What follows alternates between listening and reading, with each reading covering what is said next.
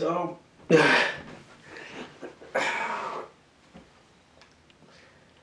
this time it's my mother. Not dead yet, but 6 months maybe.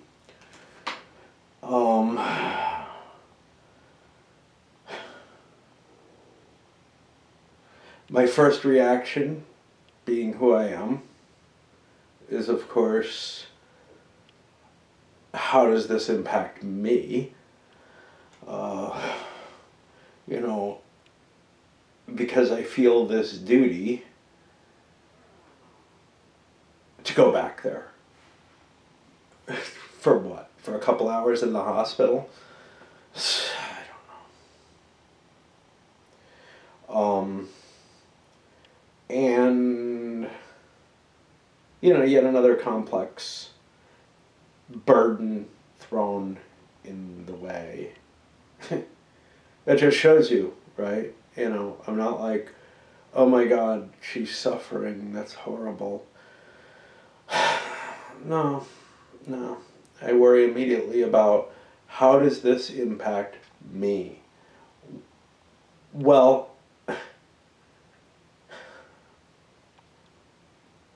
that's a good question. It's very confusing because I feel an absolute duty to go back. Like, I mean, I don't know, I'm trying to weasel my way out of it in my head. But that was sort of my first reaction is, I have to do this. It's got nothing to do with me. I'm not sure how much it has to do with her. She and I have a weird relationship at this point. We have not, well, in almost 15 years, basically, say since, call it 13 years since the end of grad school, but it's actually a little longer than that. At least 14, or right around there. We have seen each other once for a couple hours. I sat on the porch in the backyard with her and we talked, and nothing life-shattering, you know. Was it worth the 2 hours plus the hour drive each way that I didn't make? I was chauffeured there by my father. Probably a good idea. I hadn't driven in some time. Well, wait a minute. Was I? Maybe not. Maybe I drove up there. I had a rental car from work. I think I drove up there. But I'm not sure, because I know I drove to my dad's. I don't know. It was a long time ago, though. I was... shit. I had to be living in Phoenix at that point. And I had a work engagement for a couple weeks where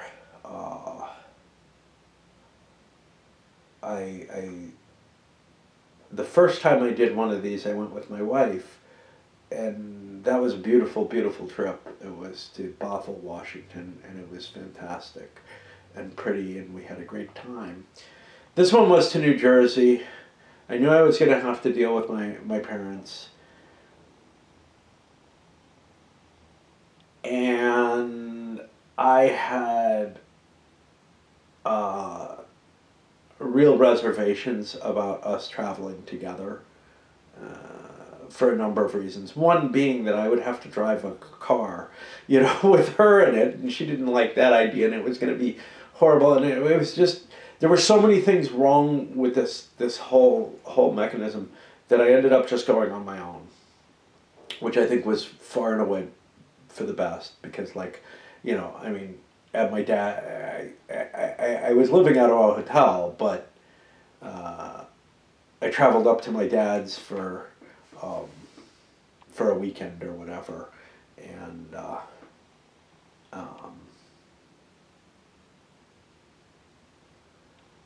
you that was a decent trip, but then I'm sleeping on the floor, and I think my brother was there at the same time, and it just would have it would have had to be get another hotel room near him for those couple days, and it just, or else make the hour drive each way, which, for most of you, hey, no big deal, right? For me, yeah, big deal. And I don't remember if he drove me up there. I get the feeling he did, just because I have this feeling of him going in the back where the trails are. But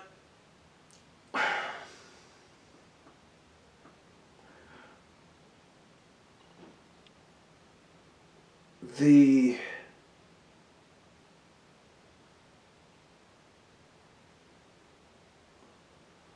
anyway, we've had almost no impact. We have not spoken on the phone in that time. My choice. I don't like talking on the phone to anyone, right? And in this case, every time that we would be on the phone, it would take so much out of me and take so long, and I just didn't want that burden constantly in my life, so I cut that off. It's, again, not like, it's such a fucked up situation, because I love her, whatever, the way I define love, that can't end. I also think I hate her, but not in some sort of I must destroy you, or we can't be near each other or anything like that. It's more just like I've come to certain conclusions, and I think that kind of hate, the way I define hate, is I cannot let you in my life even though I love you, kind of thing. If I've ever had that, it's with one other person in my life, which was my psycho ex.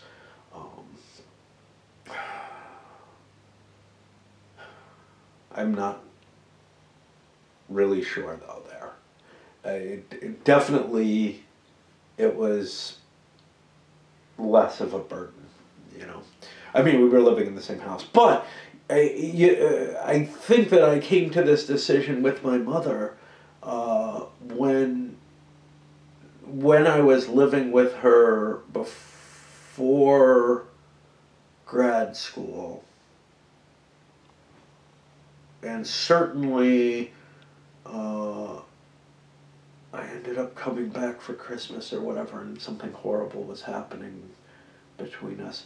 But basically, she lives in a large enough place that, and very large, that we could each be in our own little world, in our own room, and almost not interact.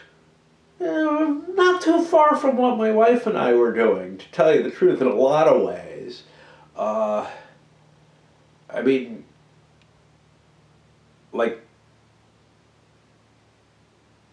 It all kind of depended on my sleep schedule, because my sleep schedule would become unhinged when I was there, because I had no requirement for a pattern, and a lot of my pattern became avoiding the times she was awake. Awake and active in the main area of the house, where it would disturb my capability to think. She wore like wooden clogs right above my head. And so I would just sleep during those periods. But,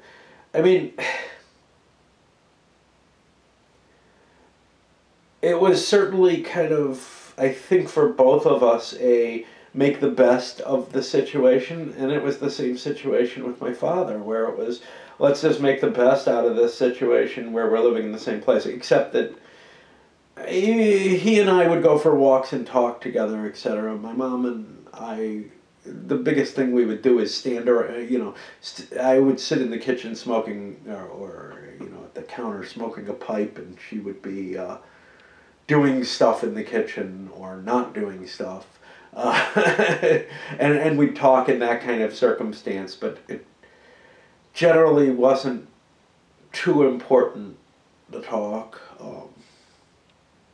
Never is with anyone, right?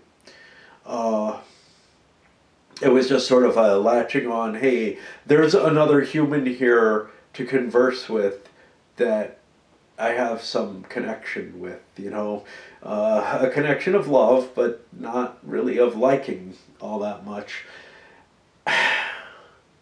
So anyway, I mean, in terms of, in so many ways, she's just gone from my life. Just sort of a concept more than anything else. And I would assume that I'm in the same position in her life. A concept that maybe now and then there's a thought, in my side, a thought of, geez, they're getting old, I really should go see them or something. Not because I want to, not because I think it's going to be pleasant for either of us particularly, or unpleasant for you. I suspect more likely unpleasant, but, whatever. Not horribly. Which leaves me with this, wait a minute, why? What is the difference? What the fuck does it matter? I mean,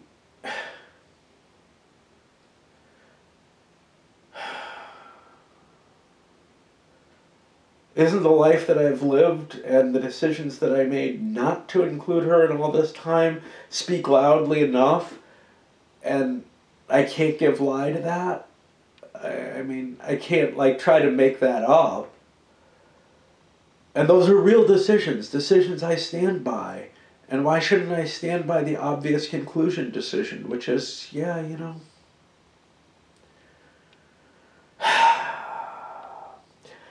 Well, I don't know. Especially when, this is going to be a burden. Not in terms of, some great financial burden. But anyway, the first thing I start thinking of when I realize, hey, I have this supposed duty is, shit, I've got my first vaccine coming on Saturday. I probably don't want to be seeing, I think they're vaccinated, but I probably don't want to be seeing my old parents, particularly and living in the same house with them and everything. And maybe it's just excuses until I have my vaccination full.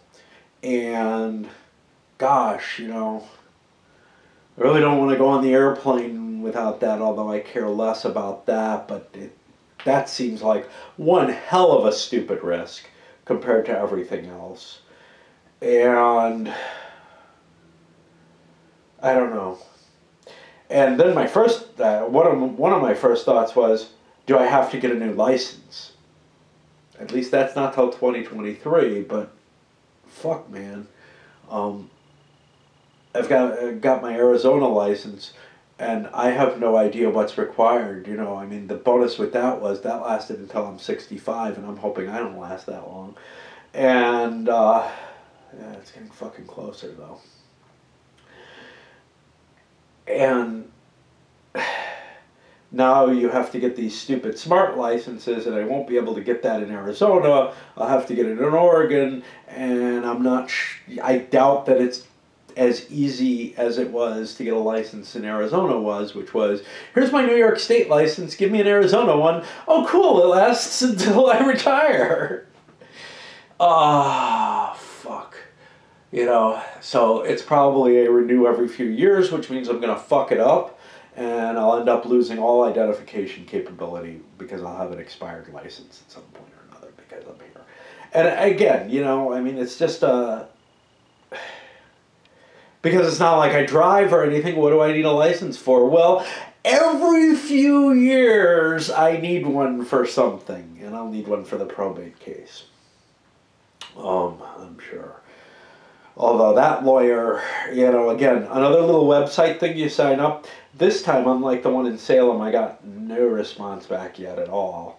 But I can try another one, Yeah, it's so fucked up when they allow you to sign up on a website, allow you not to put in a phone number, very clear, or well, actually no, they allow you to put it. You have to put in a phone number, but I put in something random, and ask how do you want to be communicated with, and I put email, and now nothing. I don't know, but all I'm looking for is to set up a fucking phone appointment. You know, just fucking crazy. And I'm sure I can call to do it, but the fact that they had a website is why I chose them. And the fact that they had a website leads me to choose to do it this way instead of just calling. I probably could have called them within a couple of days, but whatever. You know, give me wrong expectations. But that's not what this is about, right? Logic, which of course tells me I should kill myself. Logic tells me that I shouldn't go. Logic tells me that whatever... Yeah, I mean, obviously from my stance, there's absolutely no reason other than this sense of duty. What about from her stance? You know, she's given up on me already. I'm pretty fucking sure of that. And would it make her feel something cared for? Yeah. And do I owe her that for that? I don't know. You know, don't I owe her that for everything, you know, for this 15 years or whatever? Okay. And then she also committed the grand sin of bringing me into this world. Like, the most selfish act that any human can do as far as I'm concerned. Closely followed by killing someone who doesn't want to die. But is bring someone else into this life, especially given her mindset. She believed that this was a horrible world. She has the same kind of it ain't worth it type of attitude towards things, but hoped that having children would like change her mindset.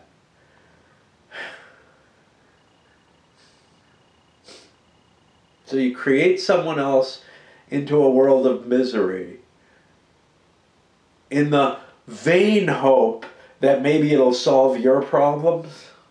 Yeah. I mean, it's bad enough just to spawn, but to spawn with those intentions, that just goes beyond the pale.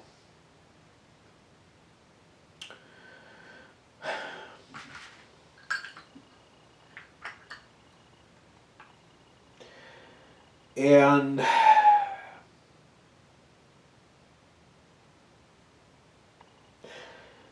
you know, in an attempt to like kind of come up with an argument for why I should do this, like for me, there are a few things that I could come to my mind. Oh shit, there's stuff at the house that like I would like to arrange to be shipped here. And there's a few key items that I could certainly do. I don't think I can cope with like, you know, a massive movement of stuff and a decision making on what needs to be cleared out and what doesn't. But that's going to have to be done at some point soon. You know, my father is 5 years older than her, and you know, not well enough to work anymore apparently. So I have no idea. But he, you know, he's clearly very old at this point, and another thing is to ask my mom, well, were the last 30, 50 years worth it? How about the first 30, 50 years? Was any of it worth it? Was it ever worth it? Ever? But I know the answer to that. You know, the best she's going to give is, Well, I love my children. Yeah. Thanks. Like, I do actually believe that there was a joy in her life to having children for a few years, you know. But, and there was always, you know, this hope of grandchildren when, yeah, when she brought more reasonable children into this world who weren't going to make such a decision. Right. So, yeah, that's one. Um, Another is maybe trying to convince my dad to get the hell out of the house up there. It's not a good place for someone his age. Um, yes, my brother can help take care of him, but Jesus, he was just so much better off when he was in New Jersey. Uh, in terms of being around people, smiling faces that recognized him, that he recognized. I think that's important to him, and it happens to him. You know, he's the kind of person who, he's not incredibly sociable. My mom was the most, or is, probably still is, the most incredibly sociable person with random strangers. My dad is not that way at all, but I don't know, you know, I feel like closer to the norm in terms of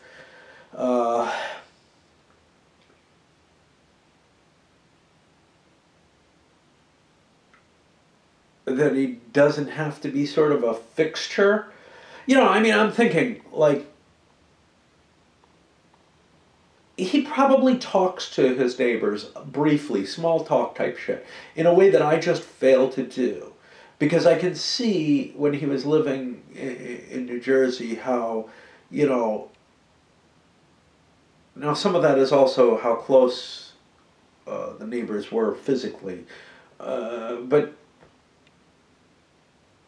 that you kind of have to say something as you're passing, but I get out of that a lot easier than most people do. And, you know, that's left me in a very isolated situation where the only time, you know, I talk to my neighbors at this point is like, oh my God, something horrible is happening. You know, what do we do about this? Can you help me?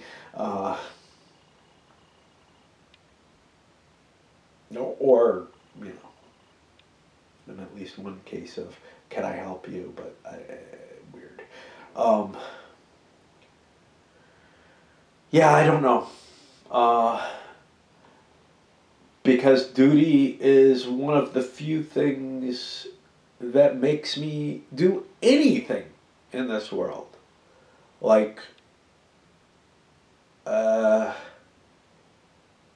without duty, I would just curl up in a ball in bed and or play video games. I wouldn't even get drunk and listen to music. That's almost like a duty thing, or going for walks. There's a level of that in there, and it's like, I mean, in terms of me, I know I could safely avoid this, but then there is the, how will this be looked at, you know, in particular by family. And of course, you know, with me ripping myself open here, they can see it anyway. And it's like, someone telling me, no, don't come if you feel that way. That's not going to make a difference, really. I mean, it just becomes another possible excuse, right? But it just, you know, when everything's fucking pointless, it's really hard to point to something and say, well, this is worth doing. This is something of meaning. I ought to do this out of all the pointless things I can do. I don't know. Anyway,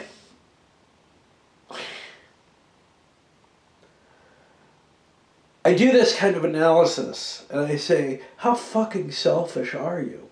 And I'm sure a lot of you are thinking the same thing. And then I think to myself, I can't imagine it any other way. Who, you know, the choices are rationally dissecting the effects on all the different stakeholders, or just making a gut decision without reason. And I feel like the people who say how fucking selfish, and my own inclination towards that, is also,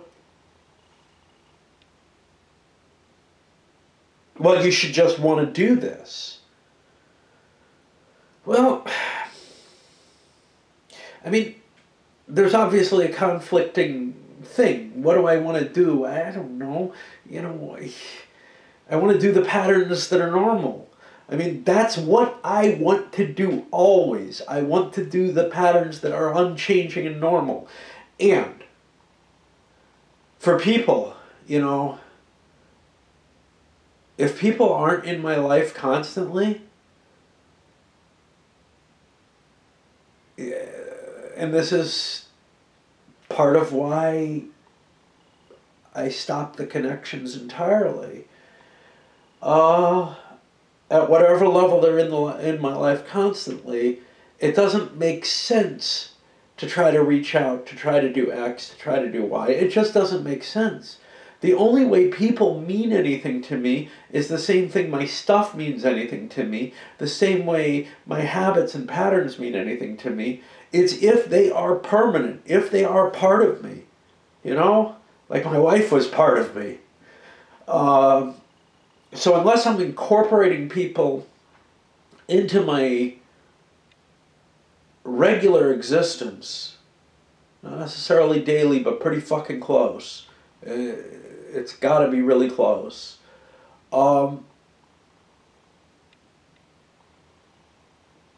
It's really hard, really, really hard for me to get used to them enough and think, well, this is just part of me now. And when you're looking at someone who's dying, it seems almost the most ridiculous time to try to incorporate them back in. And there is the one thing I don't fully get, which is this thought of, what comfort can I bring to her when she's dying? And why should I fucking want to give her more than I gave to my wife?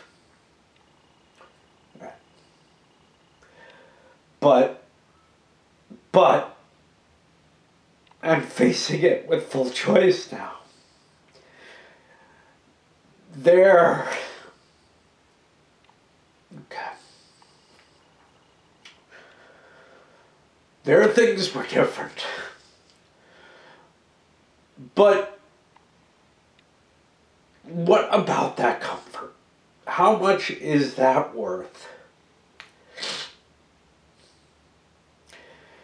And I look to the me for guidance on this. I look to, well, I better cut.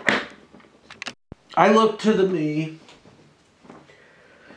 I have never been in the position where I was, you know, definitely terminal and didn't have a long time to live and would certainly like the comfort of someone who cares about me.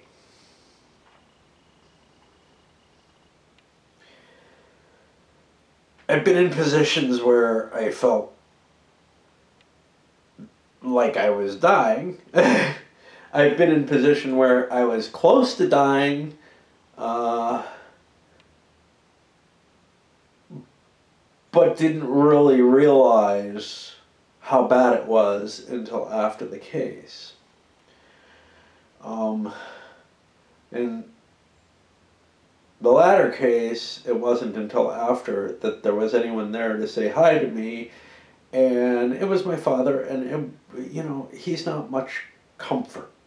He tries, but he's not what would solve the problem, right? I don't know if I would be much comfort to my mom.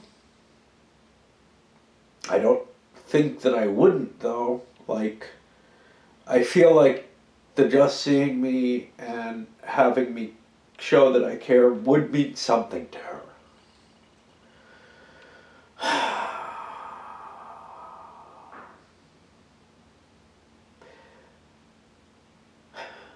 And that should be the driving decision here, not some sense of duty, not what other people think.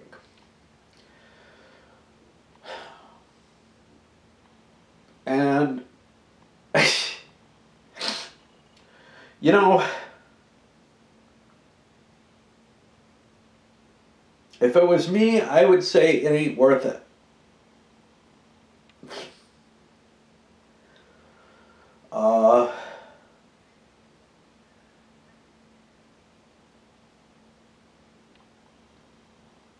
Because I know that that comfort, whatever level of comfort there is really just a few moments. And that you're still left with all those darkest doors. When I'm really sick, it's nice to have someone pet me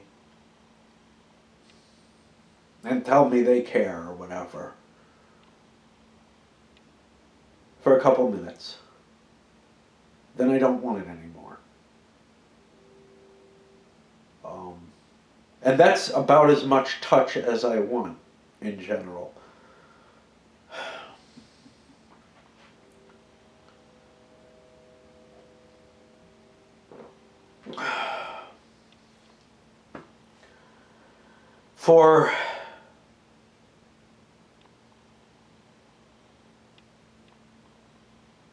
For a couple of moments of comfort, for maybe, I don't know, it just seems like so much.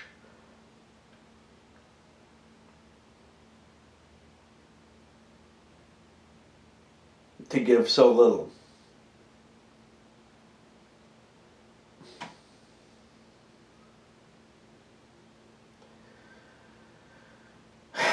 And is the feeling of, and again, you know, how much am I making excuses? Which way is it going to fall anyway? I don't know. But in terms of the actuality, like, if there's whatever feeling, not the immediate comfort. That immediate comfort, I think, is an important thing. But it's only a few moments. It's only a few moments. The other thing, though, is this sort of general feeling of, oh, this person cares about me. They cared enough to come. Which is a longer term thing, much, much lower grade, and can be held, I think, for a fair amount of time.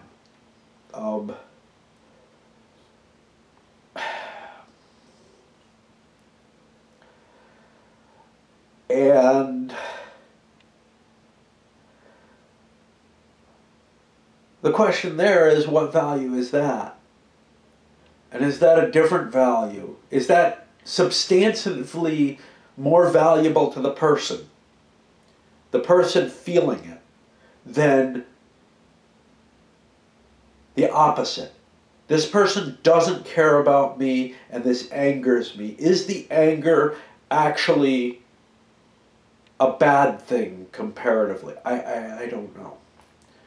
I mean, I have both of these types of thoughts, and again, to me, of course, I'm stuck behind the barrier of the theory of mind and all that, where I can't really know what someone else feels, but all I can do is look at my own experiences of me and try to project. That's all anyone can do, really. We can't know anything about each other.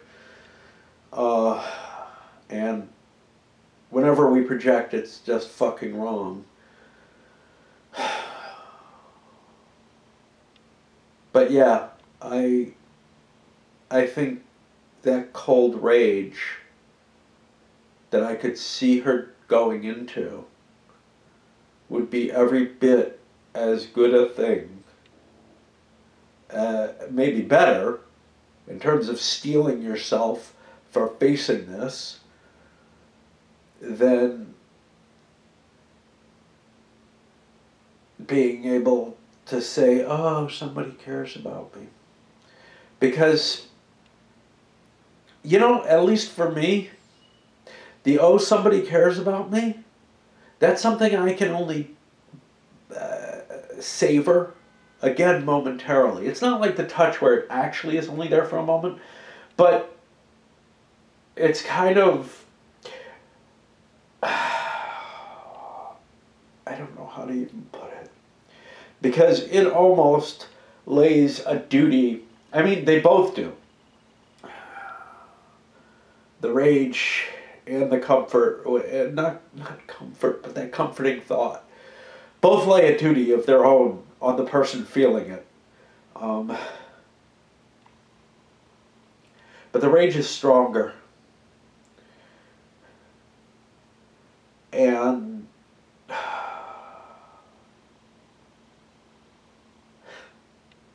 might be more sustaining. God, I don't know.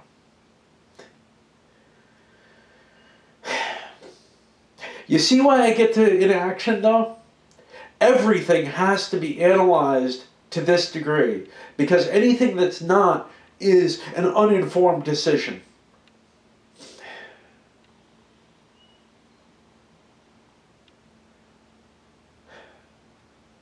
Fuck. Up she goes.